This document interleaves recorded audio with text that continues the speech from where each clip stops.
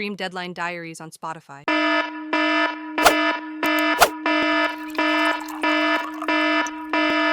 Deadline na! Hey guys, you're listening sa Deadline Diaries, ang podcast kung saan walang nagtapos kaya ang to-do list ay di pa rin ubos. Join us as we talk about architecture topics, design disasters, and the unspoken rule of every architecture student. It's not done, but it's due. Hi mga ka-zombies! Welcome sa Deadline Diaries. Hi mga ka-zombies! Welcome! Another episode na naman kung saan sabay-sabay ulit nating haharapin ang stress, puyat at mga kwento sa likod ng bawat late projects, plates at presentation. Ako si Peter, 3 araw ng gising. At ako naman si Wilmar, 3 araw nang di natutulog. At kami ay inyong host for this podcast. Ayan, kamusta naman mga deadlines mo, partner? Napag-iwanan pa rin ba? Basta, hindi na para alamin. Well, don't you worry. Deadmahin muna natin yan as we start our new episode entitled Merging Movements in Architecture. With our special guests, Nirel, Christian, Althea, and Bea. Now, grab your coffee and wear your headphones and let's dive into another chapter of Deadline Diaries. So partner, parang interesting ng topic natin ngayong gabi, ano? Divine, sabi ko na! Emerging movements ba naman? Di ka ba maintriga dyan? Over naman sa ask. Siyempre naman, ang interesting din naman malaman kung ano-ano na ba yung mga ideas, styles, and philosophies na umusbong sa panahon natin ngayon, lalo na sa arkitektura. Ikaw ba, partner? Ano yung mga idea mo dyan? Yes, dalawa na dyan ang pag-uusapan natin ngayong gabi, which is akala, which is deconstructivism and parametricism. Yes, galing! Ano pa meron dyan sa deconstructivism and parametricism? Oh, ikaw dito, Charis. Ganito kasi yun mga ka-zombies. Ang deconstructivism at parametricism ay mga architectural ideas and theories na umusbong in the 1980s up until now. They both desire to challenge traditional forms and philosophies with the intent to evolve towards the progression of architecture. However, these two approach design in very different ways, di ba, partner? Tama, because deconstructivism from the 1980s embraces chaos and fragmentation with sharp angles and overlapping forms, while parametricism, emerging in the 20s, uses algorithms to create smooth, flowing, and interconnected designs. And together, they trace architecture's evolution from rule-breaking disorder to controlled computational complexity. Grabe, it's giving talaga siya mga mima ko.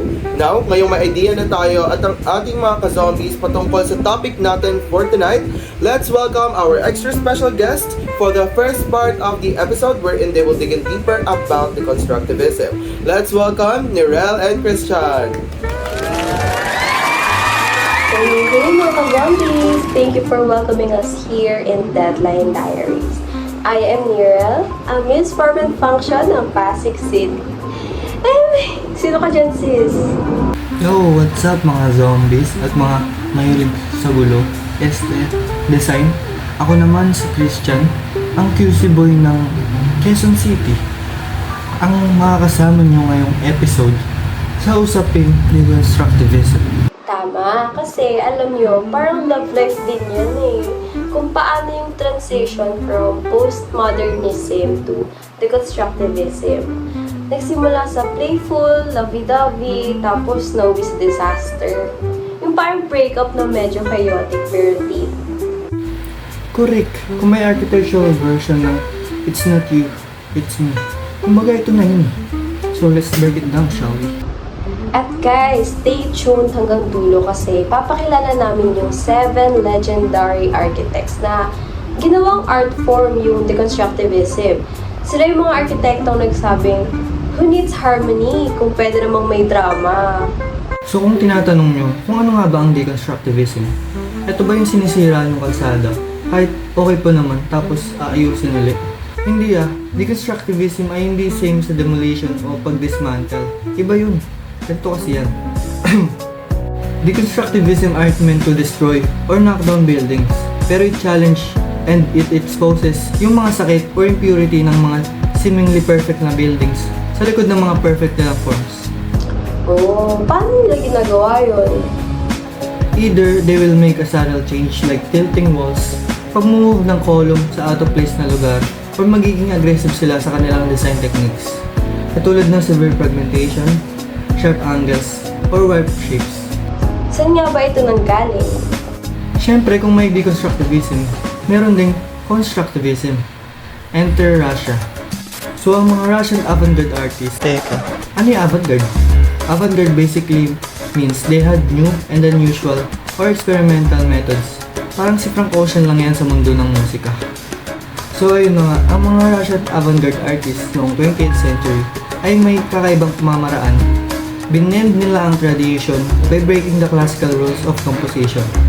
Both suprematists and constructivists katulad ni Malevich at si Tatlin ay ang dalawang tao na importante sa movement na ito.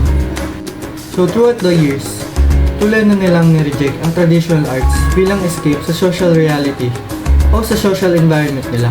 Pero nireject ba nila ang architecture? No. They embraced it. They saw it as a high art, but still tied pa rin siya sa function na pwedeng gamitin sa kanilang goal na magka-revolusyon hanggang sa mag-evolve ito mula sa interior space until it eventually became architecture. At dahil nga naging committed na sila sa architecture, yung pagka-unstable ay tinanggal din. Kaya instead of conflict in forms, naging machine-like ang naging forms nila. Ang mga works ng mga constructivists katulad ng Tatlin's Monument, Krinsky's Communal Housing Project, at Vesny's Palace of Labor ay ang mga architectural works na nagsimula ng New Age of Architecture. Ngunit ang mga ideas na ito ay nanatili lamang sa papel o scale models. Ano ba ang dahilan nito? Hindi naman sila pinipigilan ng gobyerno o technological reasons. Hindi rin nila iniignore ito. Siguro, hindi lang nila naisip ang possibility na maitayo ang mga works na ito. Therefore, nanatili yung traditional aspect sa constructivism. That's why the avant-garde projects ay nag-fail in architecture. Dahil nga tinatakasan nila ang multo ng modernism na nakafocus sa pure function.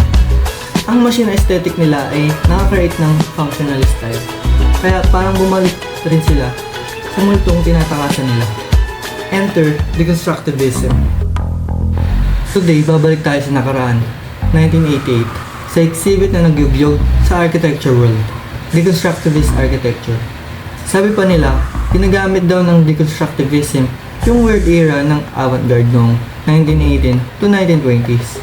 Yung time na ang geometry ay parang lasing, irregular, contorted, distorted, pero may meaning. Aahalin tulad din ito na parang parasite o infection na ini-infect ang form at ginugulo from the inside. O ginugulo-gulo ng deconstructivism ang form, pero it doesn't mean na sinisira niya to. Buo pa rin siya. Instead, isipin mo na lang na binabali-bali o iniiba-iba yung katawan mo. Instead na pinuputol-putol o tinatanggal ito.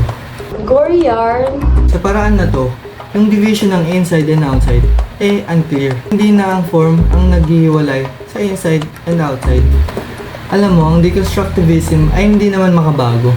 Hindi rin siya isang ism. Hindi rin siya binubuo ng 7 na independent architects lamang. Ito yung mga pagtatagpo ng mga arkitekto moving in different directions. Oo, pinagtagpo pero tiyadhana. They influence each other, pero hindi sila unity ma. Para silang uncertain alliance, pero may pagkakaparehas naman sila. Ito ay they each constructs an unsettling building by exploiting the hidden potential of modernism. They just make it possible for the tradition to go wrong, to deform itself. So in short, mga ka-zombie, deconstructivism equals controlled kaguluhan, aesthetic anxiety, at geometry na nag-e-emote. At huwag kalimutan, hindi siya distraction. It's about beautiful confusion. Ngayon naman ay pag-uusapan natin ang philosophy ng deconstructivism.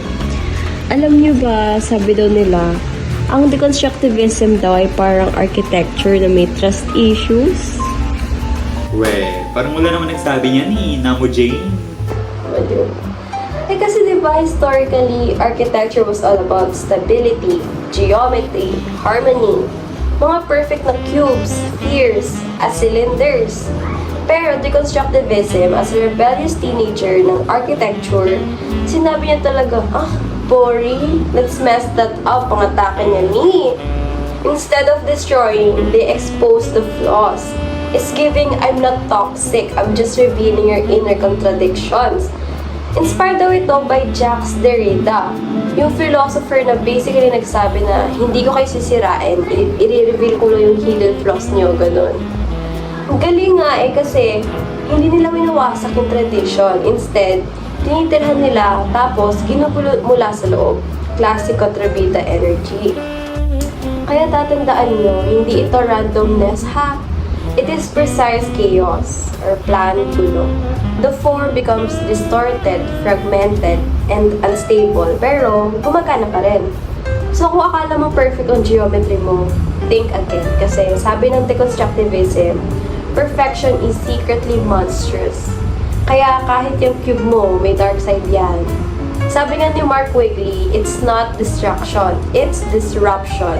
So next time na may sablay ang plate mo, sabihin mo na lang, deconstructivist approach ko kasi yan di ba? Lock ka dyan. Okay, so gets ko na yung philosophy kasi. And for sure, gets na rin yan ng mga ka-zombies natin. Ano naman yung mga bagay na nagpapakita ng katangian ng deconstructivism? Alright, mga ka-zombies. Let's move on naman sa main traits or key characteristics ng deconstructivism para hindi tayo mapahiya pag tinanong tayo ng prof, okay? Number 1, fragmentation. Ang building ay parang nagka-heartbreak, pero in style pa rin. Yung walls, hiwalay-walay, pero aesthetic pa rin. It's giving, I'm shattered, but make it architecture. Next, number 2, distorted geometry. Yung cube naging rhombus, yung wall naging triangle, tapos yung ceiling parang gusto na magpag-best sa floor. Lahat nag-hello sa isa't isa, walang boundaries, puro chika ang geometry. Number 3 naman, contradiction of stability. Yung feeling na guguho ka na, pero sabi ni engineer, trust me bro, safe yan. Buwis buhay pero approved by structure. 4. Form versus function or form follows deformation. Wala nang form follows function. Ngayon kasi, function follows the vibe or the form fights the function. May tension, may conflict, pero may art sa likod ng away nila. As said kanina, it is precise chaos. 5. Breaking boundaries from inside and outside. Minsan, hindi mo alam kung nasa loob ka or nasa labas ka. And then lastly, tension and movement. Yung building, static lang, pero mukha siyang sumasayaw. Kala mo siya na nag-hallucinate Yung tipong, pag tinignan mo, may twist pa siyang nalalaman. Diba? Ngayon, dumako na tayo sa pinakahihintay niyong segment. Ang 7 Architects Who Broke the Box. Sila yung mga bida sa 1988 MoMA exhibition na nagpauso ng deconstructivism. At the top of the pyramid, Frank O. Gehry. Siya yung gumawa ng Gehry House sa Santa Monica. Ordinary house lang, pero distorted from within. Yung walls niya parang napipon at umikot. Tsaka yung Guggenheim Museum sa Spain, di ba? Iconic. Pag naisip mo deconstructivism, yan agad maaalala mo. Next is Daniel Libeskind. Jewish Museum in Berlin turns fragments into symbols, obstructing the Berlin Wall. Sharp angles, zigzags, conflict itself became part of the structure. Number 3, Rem Koolhaas. Yung apartment building and observation tower sa Rotterdam. Parang architecture version ng stable pero unpredictable. Labanan ng slab at tower parang pag-form sa form at balance. Number 4, Peter Eisenman. Ginamit niya ang Biocenter in Frankfurt para imitate ang modernist grids gamit ang biological codes. Parang nagka-DNA ang architecture. Number 5, syempre si Zaha Hadid, the queen herself. Her project sa Hong Kong, yung The Peak, may mga beams na parang lumilipad. Floating, angular voids, literal na gravity. Tsaka yung Heydar Aliyev Center sa Azerbaijan. Parang soft serve ice cream, di ba? Kagutom naman. Number 6, Kub Himmelblau. Sila yung mga gumawa ng rooftop remodeling sa Vienna. Parang may monster na sumabog mula sa building. Sabi nga nila, explosive skeletal chaos. And finally, number 7, Bernard Chumi. His Parc de la Villette in Paris is full on fragmented follies and disjointed spaces. Parang architecture parkour. Puro events, no single order. So ayun, silang 7 ang nagbukas ng pinto or sinara yung pinto. Depende kung paano mo titingnan. Okay, let's be real. Deconstructivism looks good in photos, pero in real life, parang hirap pumira doon. Oo nga eh. Imagine naglalakad ka sa loob ng building, tapos walang right angle. Parang, ay, nasa dito yung pinto. Tapos, man, that's actually the window. Pero may brilliance din. Deconstructivism pushes architecture beyond comfort zone, and it forces us to think, does beauty always have to be perfect? Tama ka dyan sa, it's not about destruction, it's about revealing imperfections. Like life, minsan sabog, pero meaningful. Yung mga deconstructivist buildings, kadalasan museums, art galleries, o civic centers. Rarely ginagamit sa schools, hospitals, or housing. Bakit? Kasi hindi siya practical. At the end of the day, we can admire creativity, but let's not forget, buildings are for people, not for critics. Speaking of people, there are some downside to deconstructivism. Sa ayaw natin o sa gusto, hindi siya para sa lahat. Bakit? You tell me. It demands a lot of philosophical understanding para lang ma-appreciate yung building. Hindi naman lahat ng pangkaraniwang tao ay gets lahat ng yan. That's why it's somewhat elitist. Ito pa, may say din si Nico Salingaros na ang pag-pursuit daw ng formal chaos ay direktang nakakasama ng well-being ng tao, calling it messy and destructive. Ang mga pinagsasabi niya ay an aggressive assault to human senses and showy attention-seeking flair that dominates the sight rather than fitting sensitively. Grabe ang harsh. Pero okay lang yan. Di naman sila kasama sa paglipad ng eroplano. So ayun mga ka-zombie, from the colorful rebellion of postmodernism to the philosophical chaos of deconstructivism. Architecture really keeps evolving, no? Ayan, thank you so much ni Rel and Christian sa mga hinayag ninyo makaalaman tungkol sa deconstructivism. Kasi TBH, di ko rin talaga gets dati ba't ganun itsura ng mga deconstructivist buildings. And for sure, may mga ka-zombies tayo dyan out there na maraming natutunan sa inyong mga tinalakay for tonight. Diba? Dami ko learning sa totoong buhay lang. Okay. Share mo naman yan, partner. I believe world peace. Then na-realize ko sa usapan natin kanina na parang movement or reaction pa rin siya after modernity. Diba? Sabi ko na. Pero ayun nga, sabi ko na, kaya dito natin masasabi na ever-evolving at buhay talaga ang larangan ng arkitektura since these designers and architects are always aiming for the next big thing. And speaking of the big thing, balita ko partner, ay may isa pang movement na nagkanda emerge na naman. Over the age? Okay. Ayun, oras na para introduce naman natin ang ating next guest for this topic. Let's welcome Althea and Bea! So ayun na, no? Kamusta naman kayo mga ka-zombies? Nabuhay ba kayo? O nabuhay lang kayo ulit? Ako nga pala, si Althea. Once again, I'm Bea, na nag-iiwan ng katagang. Wala, matulog na tayo lahat. Ako, Jenny, 3 araw na kami gising huwag ngayon. Charot, bro. Grabe, parang ako lang kagabi mga ka-zombies. 2:00 na, gising pa rin ako kakaisip. Ano ba yung future ng architecture? Over was the thing. Anyways, speaking of future ngayong araw, iba naman ang pag-uusapan natin. Hindi lang eyebags. Dahil may bago na namang dumating sa mundo ng architecture. Bakit? Ano ba yan ka-zombie? I-spill ko na yan. Grabe naman, talo mo talaga kami na yung pinakamagaling na manghuhula sa mundong ibabaw na ating ginagalawa ng lipunan na sana. Charis. Yun ang parametricism. So ano ba yun? At anong pa kayo? Chat. Ay, wag mo tapon na ako. Tapon mo agad. Parang isa na namang trend na pahirapan tayo sa plate. Anyway, kidding aside, ang parametricism ay isang architectural approach na nag-emerge noong 21st century through the rise of digital design technologies. Yes, and ito ay galing kay Patrick Schumacher of Zaha Hadid Architects noong 2008. It describes a new way of conceiving and generating architecture, one driven by parameters or adjustable variables that define the relationships among design elements. Paano? Well, gumagamit ito ng algorithms and computer-aided designs to create complex, non-linear forms often characterized by fluid, seamless curves reminiscent of natural systems. Taray, ang cool naman. Hindi lang basta design, parang science and art combined. Actually, yung parametricism concept was firstly presented sa Parametricism Manifesto na isinulat ni Hulaan niyo kung sino. Hindi familiar. Di, Angel Locsin ba? Patrick Schumacher. Yes, galing!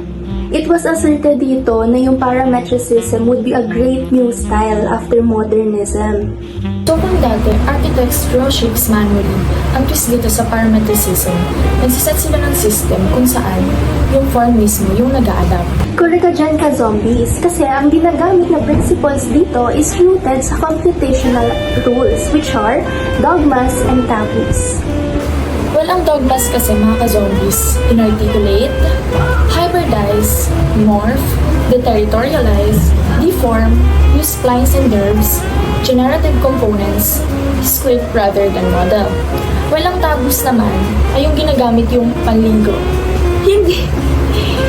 Ito yung mga dinidiscourage ni paring Patrick. Well, ang dogmas kasi are the paths to pursue na dapat mong i-apply sa design mo. Tulad ng dapat parametrically malleable o nag-a-adapt ang design mo sa konteksto nito. Dapat din gumagamit ka ng curvilinear forms and deformation. More on algometric processes and scripting din ang dogmas. Period. Well, ang taboos naman ay yung mga bawal or restrictions sa pagdedesign ng isang structure parametrically. Ilan sa mga ito is yung dapat ina-avoid mo. Ang rigid geometric forms, straight lines, simple corners, pagsasama-sama ng mga unrelated elements, or in short, don't be too basic. Oh, ganun pala yun eh. Sabi ko na sa inyo mga ka-zombies eh. Sabi ko na. Charis, pero yun. Gets. Exactly! Exactly! Kaya nga ang sabi ni Patrick Schumacher, parametricism daw is the great new style after modernism. Kasi kung si modernism ay anak ng industrial age, ito namang si parametricism, baby ng digital age. Period! Goodbye sa mga boxy-boxy buildings. Hello, curvy architecture. Kaya nga sabi ko sa'yo ang architecture na to is for the future generation. Yeah, so true! Kasi ang mga design niya fluid, organic, at interconnected. May mga architect pa nga na gumagamit ng softwares like Rhino, Grasshopper, at Maya para makagawa ng mga designs na visually stunning and adapted sa environment. Pero wait, may chika ako. Controversial! Sabi ng marami masyadong focus sa technology at forms, kaya minsan kulang sa function at human experience. Maganda nga pero parang, ayun, kulang sa connection. Which is parang ko naman mga mima ko. De, pero gets naman yung pinanggagalingan nila. Kasi kahit na ganun, you can't deny that parametricism totally changed the game. Isipin mo, from drawing shapes to scripting systems, Yeah, grabe. From curves to goals. Parang love life lang. Complicated pero worth it. pero nagagaya ka na sa mga speakers natin from next episode. Well, connected naman talaga yung topic natin ngayon ng parametricism sa last time na topic, which is deconstructivism. Na para bang deconstructivism walks so parametricism could flow. Pero ano ba minsan, para sa akin, yung mga buildings na nade-design using parametric tools, don't fully utilize Schumacher's principle. Parang nawawala yung curvilinearity and complex repetition. Kaya parang ibang buildings is ayun na, naulit-ulit yung mga modular elements, which is again, contradicting and hindi aligned sa manifesto's ideals. Gets? Many parametric designs end up simply replicating the same module or component na parang nagiging symmetrical and monotonous na siya. I think yung issue dito is yung formal obsession or yung overemphasis sa specific shapes, regions, and avoidance sa repetition ng design na kung tutuusin, ang computational design at its core is capable of creating any geometric shapes, forms, or spaces, diba? Divine. Many critics argue na ang parametricism's regulation style don't always reflect how architects use parametric tools. And yung gap na ito, it exposes the limitation of parametricism in describing the full range of outcomes possible through digital design and highlights the need for theories that keep pace with technological diversity. This just means that theory does not always apply in practice. Tama. Tama. Yeah, pero ayun nga, ang pinaka-controversial na tanong of all time, ang parametricism ba? Style or method?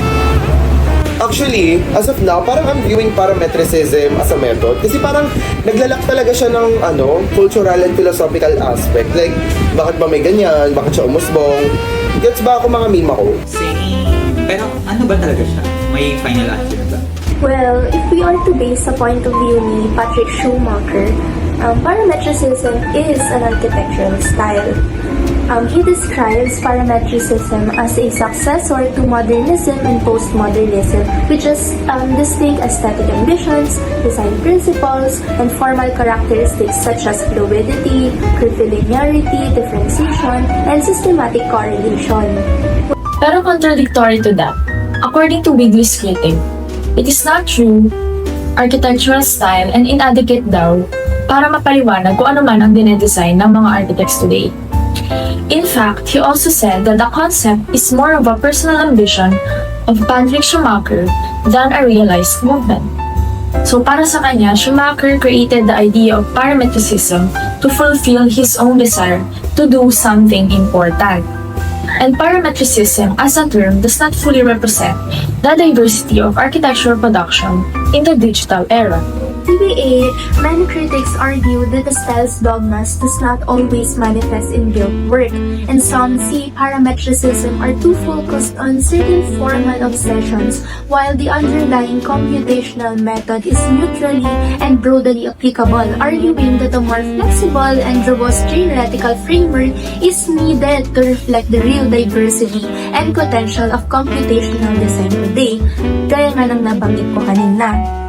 So, technically, hindi ba parang nawawala na ng saysay na isa siyang style kung hindi naman natin siya na ma-maximize in built work or in the built environment? Over naman sa seriousness ni Ima, patayin nga mga ka-zombie. Kahit na varying ang response regarding sa kung anong style ba siya or method, one thing is sure. As articulated in both major manifestos and academic discourse, parametricism is mostly widely recognized as a style, with its own set of rules, taboos, and ambitions. Though deeply rooted in parametric design methods. Muna tayo sa mga theories. Punta naman tayo dun sa mga legit projects talaga, di ba? Okay, enough muna tayo sa mga theories. Punta naman tayo dun sa mga legit projects talaga. Well, di na tayo lalayo, di ba? Like Zaha Hadid Architects, may Heydar Aliyev Center, the ultimate symbol of fluid design. Walang kanto, walang seams, parang architecture na nagme-melt, pero make it elegant. Yes! Then may Galaxy Soho pa sa Beijing na parang siyang network ng mga domes na nag-merge sa isa't isa, di ba? At ang Beijing Airport Terminal 3, kinagamitan ng parametric modeling to coordinate systems and daylight. Imagine airport na mas organized pa sa floor plan ko. Ito na nga mga ka-zombies. From curves, to codes, to algorithms, parametricism is an flexibility still makes sense. Pero always remember, design is still about people. Huwag puro parameters, dapat may pakiramdam pa rin.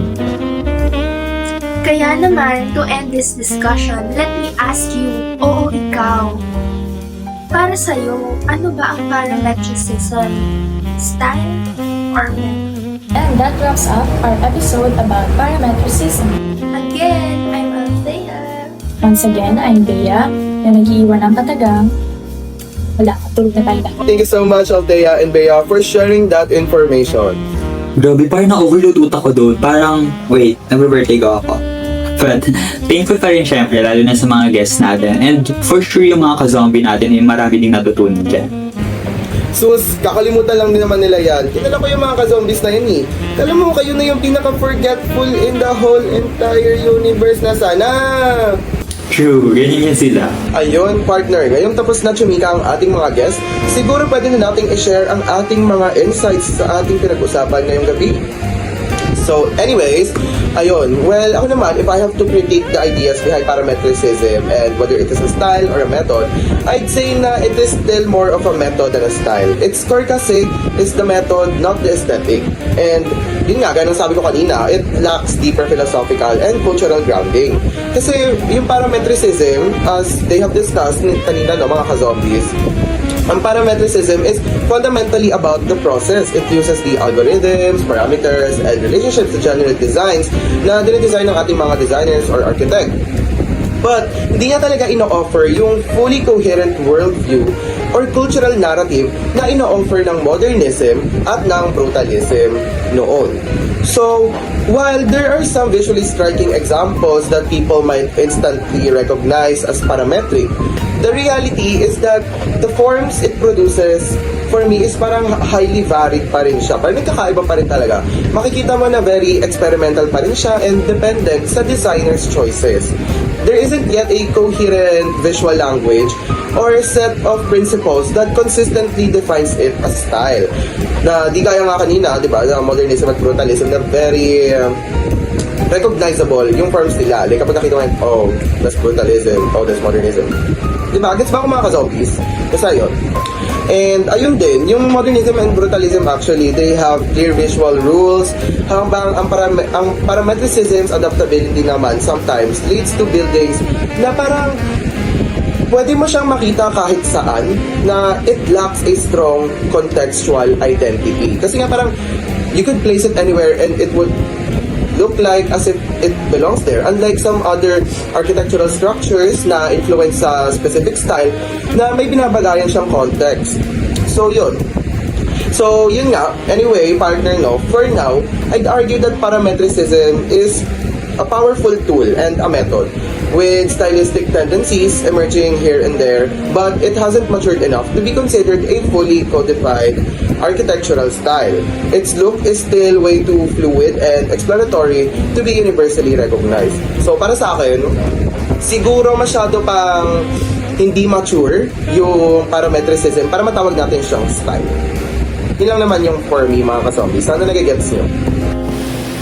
I agree. Kasi unlike styles such as modernism nga, which emerged from distinct social, cultural, and philosophical frameworks, parametricism hasn't quite formed that deeper ideological backbone, and its design often prioritizes computational elegance over symbolic and contextual meaning. And the results are undoubtedly visual dynamic, fluid surfaces, continuous geometries, and complex spatial relationships. But these are byproducts of process, not a consciously organized visual language. In a way naman, that's both its strength and weaknesses. Yung flexibility ng parametricism allows it to adapt to multiple contexts and programs, but at the same time, that very adaptability prevents it from achieving the consistency that defines a recognizable style.